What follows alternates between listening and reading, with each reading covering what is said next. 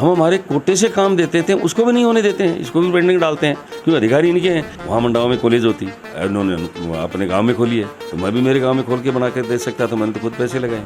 ऐ की हालत कर रहा कि लोग जगह बिल्कुल दारू पीने की, पार्टी बाजी करने की जगह बना रखी है। आपकी सब बातों से सहमत है, लेकिन राज्य सरकार चाहेगी वही केंद्र सरकार कर सकती है। थारी जी की भू ही हसनी जी कुलेरी बे जिला प्रमुख ही, तो क्या लगे कि एक तरह से परिवारवाद ने बढ़ाव देने को नहीं न्यू के अंदर जो एक मात्र जो ओवर ब्रिज है वो अभी भी अधूरो पड़े है। उसने साफ कहा कि ऐसा MP यदि सबको मिले तो भारत कहाँ से कहाँ पहुँच जाए। राजनीतिक की शुरुआत है कद हुई और कहीं हुई। अब मोदी जी जैसा नेतृत्व हमें मिल गया तो हमें काम करना आ गया, इस तरह से करना है। लगभग 4 साल से जो वो कांग्रेस की सरकार है राजस्थान के अंदर, और 4 साल से जो बिल्कुल उथल पुथल बात चल रही है। बिल्कुल कई बार होगी सरकार गिरेगी, कई बार कौन गिरेगी, थारा भी ऊपर के विचार है। अब शादी को बनाइए यादगार कपिल इवेंट्स के साथ, जहां एक ही छत के नीचे मिलेगी सारी सर्विसेज जैसे टेंट, डेकोरेशन, हलवाई, कैटरिंग, DJ साउंड व फोटोग्राफी। कपिल इवेंट से संपर्क करें। राम राम जी, मेरा नाम अरुण थे, देख रहे हो जलको झुंझुनू। और राजस्थान की राजनीति के तहत अभी आप पहुंच चुका हाँ झुंझुनू में, और अपने साथ में ही झुंझुनू का लोकप्रिय MP साहब नरेंद्र जी खीचड़। और थाना बता दूं कि मंडावा से BJP की जी पहली सीट ही वे लेके आया हाँ नरेंद्र जी खीचड़। मैं अपने साथ में ही बस अब बातचीत करांगा कि कहीं बनकर राजनीतिक सफ़र की जगह शुरुआत हुई। सवाल कुछ खट्टा मीठा सब तरह का रहेगा, वीडियो शानदार होने वाला है। और थारा जगह सवाल थारा जगह मन में घूम रहे ही, वे सारा सवाल आप MP साहब से हैं वहाँ का जगह जवाब लेने की आप कोशिश करांगा। वीडियो शेयर कर देना है, लास्ट तक देखना। राम राम जी। राम राम राम राम। तो सबसे पहले तो तारो बहुत बहुत स्वागत है हमारे चैनल के ऊपर। धन्यवाद अरुण जी आपका। जनता के मन में काफ़ी सारा जगह सवाल ही बे MP साहब ने लेके रही कि मैं पूछा बन को जो सवाल है बन को मैं जगह पे सवाल थार से मैं पूछना। सबसे पहले आप बात करांगा कि शुरुआत से बात कर लें शिक्षा से जुड़ेड़ा हो, और राजनीतिक की शुरुआत है कद हुई और कहीं हुई। राजनीति की शुरुआत मेरी 2003 में हुई। 2003 के अंदर हमारे जो कांग्रेस के नेता थे वो एक तरह से आतंकवाद सा ही रखते थे, और जनता का मत उसको एक तरह से शोषण कहूँगा कि शोषण ही करते थे, काम करते नहीं थे। पुराने लोगों में उनके ज़्यादातर विचार ये थे कि कोई पढ़ लिख करके आगे नहीं बढ़ जाए, हमारे सामने नहीं आ जाए, ऐसा विचार उनके अपने आप में रहता था। जबकि हम तो स्कूल चलाते थे, विकास करते थे, अच्छा काम करते थे, तो उनके जो आगे बढ़ता था उसका वो किसी भी काम का दुरुपयोग करके किसी भी तरह से उसको दबाना चाहते थे। तो जब हम मेरे विचार आया कि तो जीना गलत है, पैसा ही सब कुछ नहीं है, अब तो इस कांग्रेस पार्टी को मंडावा से हराना है। इसलिए मैं 10 दिन के अंदर ही पहला 2003 में चुनाव लड़ा। हमें निर्दलीय कम से कम भी 4 निर्दलीय थे, एक BJP से था, एक कांग्रेस से था। मेरे 13,000 के करीब वोट आए, BJP के 7,000 कुछ आए। एक हमारे प्रधान जी थे हेम सिंह जी, उनके 15,000 से ऊपर आए। एक हमारे डॉक्टर सारण साहब ने चुनाव लड़ा था, उनके 17,000 से ऊपर आए। और उस समय 4-5 खड़े होने के कारण से मैंने इनको सब समझाया, लेकिन एक नहीं हुए। एक नहीं होने के कारण से रामनाथ जी कुछ थोड़े ही वोटे से पहली बार जीत गए। 2004 में अंदर फिर जब पंचायत के चुनाव आए तो मैंने सोचा कि कांग्रेस का ही हमेशा यहाँ प्रधान बनता है, उनका बोलबाला था। उसमें तो भारतीय जनता पार्टी का नाम ही नहीं था, और वो भी हमारे मंडावा विधानसभा क्षेत्र में तो बिल्कुल ही नहीं था, झुंझुनू जिले में भी नहीं था। उसमें मैंने सोचा कि प्रधान बनूंगा, तो जनता ने मेरे को सहयोग दिया और मैं पहली बार भारतीय जनता पार्टी से प्रधान बना। 2009 तक मैं प्रधान रहा। उसके बीच में फिर चुनाव आ गए। फिर चुनाव आए जब मैंने बहुत अच्छी साख बनाई थी, और सुंदरा जी यहाँ मुख्यमंत्री थी, वो टिकट मुझे ही देना चाहती थी, लेकिन विधानसभा अध्यक्ष सुमित्रा जी बड़ी थी, पार्टी में नेता थी, तो उसने ज़बरदस्ती मंडावा से कभी चुनाव नहीं लड़ा, और ऊपर से टिकट बीजे भारतीय जनता पार्टी का ले लिया। कि 2003 के अंदर थे निर्दलीय चुनाव लड़े हाँ, अभी के बाद में 2009 के अंदर भी थे निर्दलीय हाँ, फिर 13 के अंदर कांग्रेस और BJP की अगर बात करा, एक ना थाना चुनना हो, BJP ने चुने हो, तो के बन की कोई विचारधारा BJP की जगह पसंद आई, के कारण हो गए थे BJP के अंदर गया? नहीं, उसमें BJP की वो विचारधारा सिर्फ वो समझ नहीं था, मुझे कांग्रेस की विचारधारा वो बिल्कुल ही पसंद नहीं थी, क्योंकि ये लोग शोषण ही करते थे, किसी को आगे बढ़ने नहीं देते थे, जो आगे बढ़ता था उसे एलर्जी करते थे। तो इसलिए मैं उस समय इतना बोलबाला नहीं था जो आज है BJP का, लेकिन उस समय मैं निर्दलीय चुनाव लड़ करके बीजेपी का सारा ही क्यों पार्टी का लिया जाता है।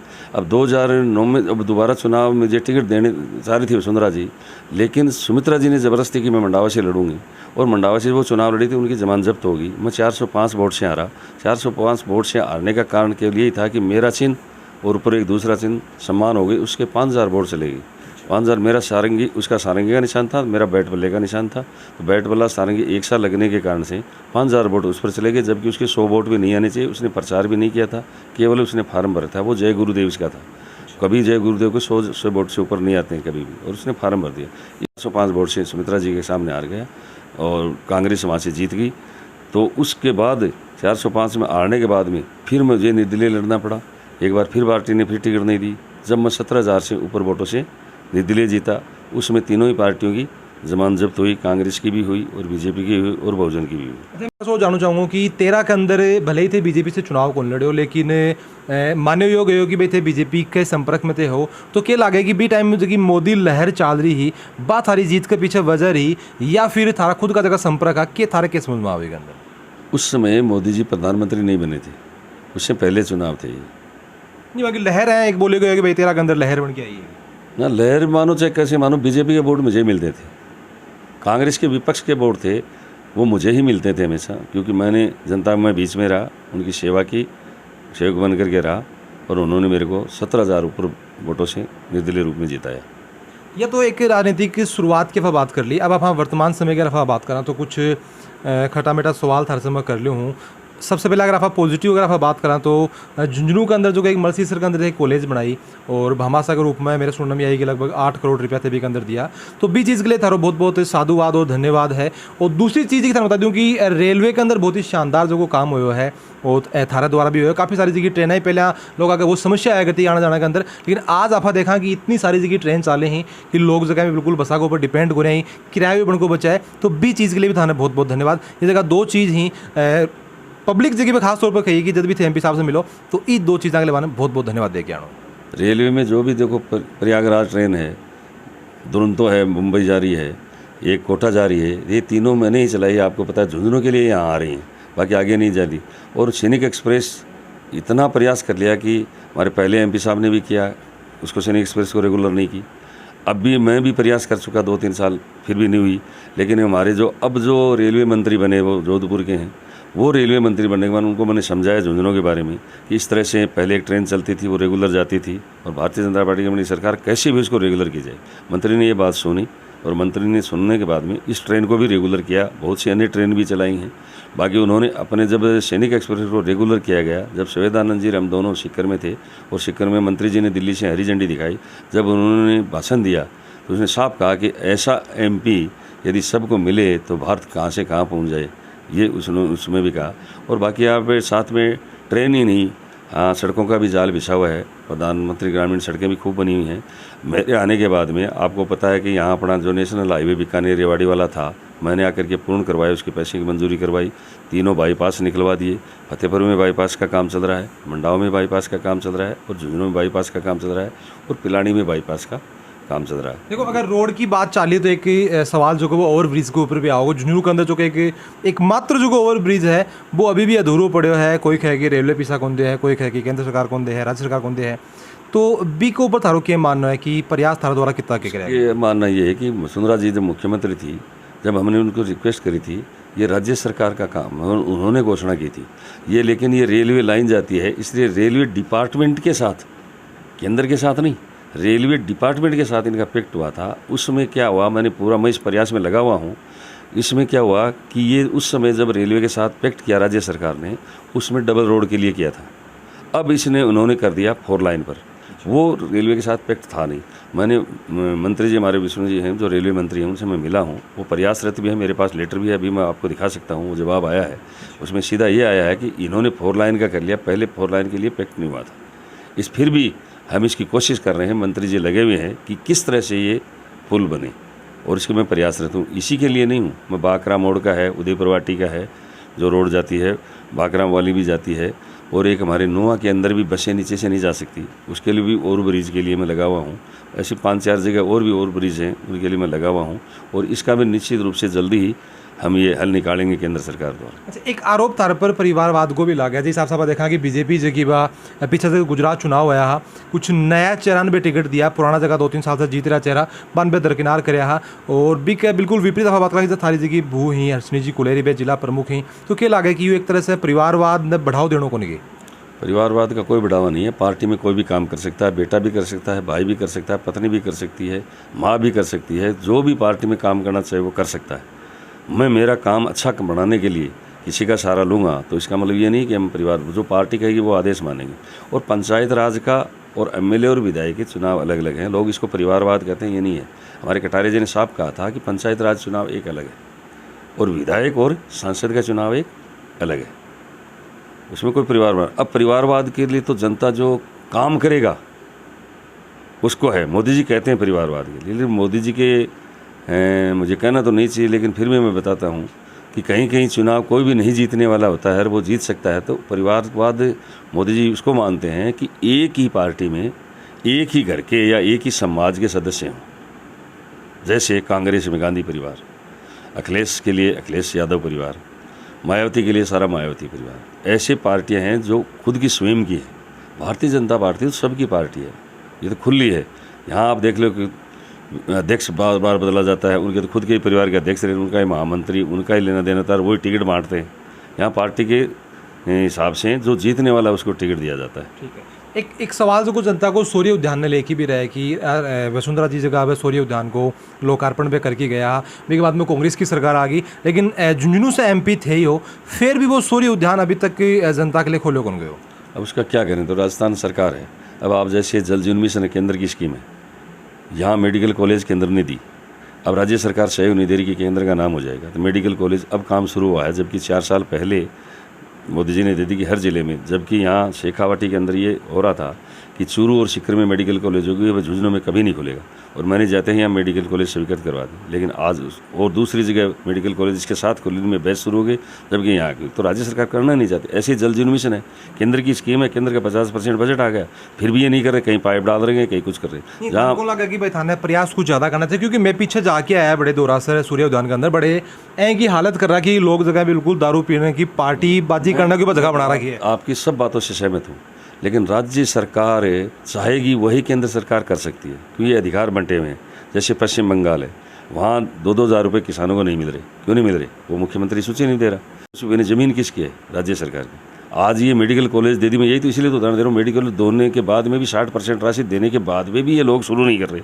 ये क्या मतलब केंद्र का नाम नहीं हो जाए, इसलिए डिले करते हैं, तो ये कर ही नहीं रहे हैं। अब भारतीय जनता पार्टी आएगी, आज हमारी कोई सुनता नहीं है। यहाँ कांग्रेस की सरकार है, कांग्रेस के विधायक हैं, कांग्रेस के मंत्री हैं, ये सुनते ही नहीं इसके बारे में। और केंद्र कोई भी काम राज्य सरकार की अनुमति के बिना नहीं हो सकता, क्योंकि ज़मीन इनकी है। देखो, एक बहुत बड़ी बात थी कही के अंदर, एक बात निकल के यह भी आवा है कि अगर मान लो कि राज्य के अंदर जो कांग्रेस की सरकार है, इसको मतलब ये होगा कि भाई झुंझुनू से एमपी जो को वो बीजेपी से बढ़ने को कोई मतलब ही कौन रही हो। अगर मान लो कि इस हिसाब से बता रहे हैं कि अगली साल अगर मान लो कि बीजेपी की सरकार आ जाए, तो झुंझुनू से फिर एमपी कांग्रेस को बढ़ने से कोई मतलब ही कौन है? नहीं, कैसे नहीं। केंद्र का जो काम हमारे से होने वाले वो हम करते हैं, लेकिन डिले कर सकते हैं तो ये तो इनके हाथ में ना। आज डिले कर चालू तो किया हुआ है कि जल जीवन मिशन चालू नहीं किया हुआ क्या? अन्य स्टेटों में, हरियाणा के पास चले जाओ, गुजरात में चलो, 100% काम हो गया। तो बिल्कुल बन के तैयार है, बिल्कुल एक फितो काटना। तो काटे कौन? तो हमारे खुद के, मैं यहाँ तक तानाशाही करके कांग्रेस ने, आप तो ये कह रहे हो कि मेरे जो बाईपास पास हुए हैं, हमें क्या नाम है, ये मेडिकल कॉलेज खुला है, हमारे जो बाईपास बन रहे हैं, या हमारे द्वारा केंद्र से कोई भी भवन या कोई भी ये जो प्रधानमंत्री ग्रामीण सड़क योजना है उसके हम उद्घाटन नहीं कर सकते, क्योंकि कर्मचारी अधिकारी इनके हैं। ये डरते हैं ट्रांसफ़र के कारण से, कुछ का ही उद्घाटन नहीं कर सकते। आप खुद देख लीजिए। यहाँ तक ही नहीं, हम हमारे कोटे से काम देते थे उसको भी नहीं होने देते हैं, इसको भी पेंडिंग डालते हैं, क्योंकि अधिकारी इनके हैं। किसी का टेंडर नहीं करवाते, टेंडर करवाते तो रीटेंडर करवा दिया। किसी की वो सरपंचों को दबाव में लगाते हैं। वो आप देख भी रहे हो किस तरह से डिपार्टमेंटों में क्या हो रहा है, ये सारी चीज़ें देख रहे हो, क्योंकि कर्मचारी इनके हाथ में है। आप मोदी जी बड़े हैं, देश के प्रधानमंत्री हैं, लेकिन जनता नहीं जानती कि सबसे बड़े हैं देश के, लेकिन वो डॉक्टर का या चेयरमैन का इनका ट्रांसफर थोड़ी कर सकते हैं। ये तो राजस्थान सरकार ही करती है। तो राजस्थान सरकार आपके सामने क्या कर रही है? आपको सारी पुरानी योजनाएं भारतीय जनता पार्टी के समय में से चलाई हुई थी, और खुद इनकी मुख्यमंत्री जो वर्तमान कांग्रेस के हैं, ये भी पहले मुख्यमंत्री थे, इनकी कुछ योजनाएं भी चलाई हुई थी। उनका विस्तार वसुंधरा जी ने किया था। वो विस्तार करने के बाद में अब इसकी बार उन्होंने योजनाओं को बंद कर दी। सारी योजनाएं बंद कर दी, नए नाम से बदल करके। हाँ, एक जगह की बात बताई भी को अपना एक से सवाल और कर लूँ कि होगा कि सरकार एक योजना कोई शुरू करे जिस हिसाब से बात करा कि अन्नपूर्णा रसोई ही बिन बदल की इंदिरा गांधी कर दियो जा है, अटल सेवा केंद्र है बिन राजीव गांधी केंद्र कर दियो जाए, क्या लगे कि सरकार चेंज हुआ है, नाम बदली दियो जा है, तो नाम बदलना जरूरी है फिर काम करना जरूरी है? काम करना जरूरी है। अब मेरे को बताओ, आप खुद देख लो, मैं गारंटी से कहता हूँ यहाँ बाहर की लेबर जो भी काम करती है, चिनाई का या और कोई भी लेबर काम करती है, जब अन्नपूर्णा रसोई जब चालू की थी तो बस स्टैंड पर, रेलवे स्टेशन पर ही वो गाड़ी खड़ी होकर के ताज़ा खाना देती थी। जो बीच में दोपहर में खाना खाते हैं मजदूर, वो वहाँ से लेने लग गए थे, खाना नहीं लाते थे अपना, वो खाते थे। और उन्होंने कोने में खड़े कर करके, कोने में कोई खोल दी, कोई वार्ड में खोल दिए, और झूठी हाजिरियाँ भर भर करके और उनके पैसे कमाते हैं। मंडावा में आपके सामने पकड़ा गया है, अखबार में आई थी, उसमें इंक्वायरी हुई, जब पकड़े गए कि एक ही आदमियों की हाजिरी, जो आदमी जिन्होंने खाना ही नहीं खाया, उनके पुस्तक दिखा देते हैं और पैसे उठा लेते हैं। आज आप खुद देखिए, एक तो सार्वजनिक जगह गाड़ियाँ खड़ी होती थी, वहाँ टेबल लगती थी, वो खड़े बेचारे खाने खाते थे। बस स्टैंड से कितने बजे ट्रेन आ रही है, रेलवे स्टेशन से कितने बजे ट्रेन आ रही है, बस स्टैंड से कब बस आ रही है, वहाँ वो जाती थी, गाड़ी खाना देती थी, या सीधा भी मंगा सकते थे, सारा काम था, खुला था। इन्होंने ये कमरों में अलग अलग कमरों में खोल दी, उनका किराया अलग देते हैं, वहाँ डाइट चढ़ा अपने हिसाब से चढ़ाते हैं, सारा सब कुछ गलत कर रहे हैं। अभी देखो क्या उपलब्धि है यहाँ एग्रीकल्चर कॉलेज में, रामनारायण जी के नाम के अखबार आया कि रामनारायण जी के नाम से कॉलेज की जाती, मैंने मेरे पैसे से कॉलेज खोली। आज आप ये देख लीजिए, मड़सीसर में कॉलेज है। मड़सीसर कितना दूर है? कोई 5 किलोमीटर है। 5 किलोमीटर के 2 सरकारी कॉलेज होने चाहिए क्या? 2 सरकारी कॉलेज कर दी, बिसाऊ की तरफ खोलते या और कहीं खोलते या और कोई दूसरे ज़िले में खोलते। चलो जड़ाई होनी चाहिए, बड़े होनी हो रही है। अब मंडावा में ये लड़कियों कॉलेज कहाँ होनी चाहिए? तो मंडावा पास में पड़ता है, मंडावा एक 15-20 गाँव के बराबर है, वहाँ मंडावा में कॉलेज होती, उन्होंने अपने गांव में खोली है, तो मैं भी मेरे गांव में खोल के बना के दे सकता था। मैंने तो खुद पैसे लगाए। मैंने एसडीएम तहसील ऑफिस, तो एसडीएम ऑफिस जहाँ होता है, तहसील होती है, वहाँ खोलेंगे तो वो सबके लिए, सब जनता के लिए काम आता है। थे पहला टीचर भी रेड़ा हा और थे पढ़ाए भी है, काफ़ी साल तक स्कूल भी थे चलाई है, शिक्षा से बिल्कुल जुड़ेड़ा हो। क्या लागत आना है कि झुंझुनू शिक्षा के अंदर इतना अच्छे होने के बावजूद भी सीकर आज आप देख रहे हैं कि एक एजुकेशन हब बिल्कुल बन रहा है, तो सारी तरफ से क्या प्रयास करे गए हैं कि झुंझुनू जो अभी के अंदर भी शिक्षा को जो कोई स्तर है वो बढ़ाए और झुंझुनू भी जो एक एजुकेशन हब बनाए? देखो, झुंझुनू का स्तर तो निश्चित रूप से बढ़ा हुआ भी है। आज सीकर हो, चाहे कोटा हो, चाहे जोधपुर हो, चाहे कहीं भी हो, वहाँ सबसे ज़्यादा जो लड़के और लड़कियाँ हैं वो झुंझुनू जिले के तैयारी वो करते हैं। जहाँ भी कंपटीशन अच्छा होता है तैयारी करते हैं, तो वहाँ सारे बच्चे झुंझुनू में ही तैयारी कर सके भी के लिए क्या प्रयास करें? झुंझुनू के लिए प्रयास किया कि मैं तो जब से ये जो आप जो बता रहे हो प्रयास करने वाले, क्योंकि उससे मैंने शिक्षा विभाग से मैंने स्कूल छोड़ दी, मैं राजनीति में आ गया। मैंने सोचा था ऐसा करने के लिए, लेकिन राजनीति में आने के बाद में मैंने आगे स्कूल को आगे बढ़ाया नहीं। अब यहाँ बाहर से इस वर्ष कोटा से भी यहाँ सीकर वाले जो आ रहे हैं शिक्षा के केंद्र हैं, तो वो उन्होंने भी खोले हैं, तो झुंझुनू में निश्चित रूप से आगे बढ़ेगा। शिक्षा में झुंझुनू जिला सीकर को कभी भी आगे नहीं आने देगा। ठीक है, सुविधा सीकर में अच्छी है, तो ज़्यादा सुविधा लेने वाले हैं वो लड़के लड़कियाँ झुंझुनू जिले के ही। आप देख रहे हैं कि लगभग 4 साल से जो वो कांग्रेस की सरकार है राजस्थान के अंदर, वो 4 साल से जो बिल्कुल उथल पुथल बात चल रही है, बिल्कुल कई बार होगी सरकार गिरेगी, कई बार कौन गिरेगी। थारा भी के ऊपर क्या विचार है कि ये सब तरीके से किएगी सरकार, जनता को जो काम है वो खड़े खड़े रुक जाएगी? देखो, निश्चित रूप से जब पार्टी में कोई लड़ाई झगड़ा आपस में चलता है तो शोषण तो जनता का ही होता है। विकास कार्य हम जब भी कर सकते हैं जब हम एकजुट रहेंगे, एक साथ चलेंगे। अब ये सरकार बचाने के चक्कर में रहते हैं गहलोत जी, वो उधर पायलट जी दूसरी तरफ रह रहे हैं। आप भाषणबाजी भी सुनते हैं, उनके मंत्रियों की बातें भी सुनते हो। कोरोना तक कहीं बाहर गए नहीं, आज तक भी अब जाने लगे हैं बाहर। अब नई नई योजनाएं, जैसे पिछली बार भी यही हुआ था कि अंत में रेवड़ी बांटी थी, वैसे रेवड़ियाँ बांट रहे हैं। ये कोई भी चीज़ अब की बार जो चीज़ें मार्च में जो इन्होंने कुछ भी किया दिया है, वो कोई भी चुनाव से पहले धरातल पर नहीं आ सकता, संभव ही नहीं है।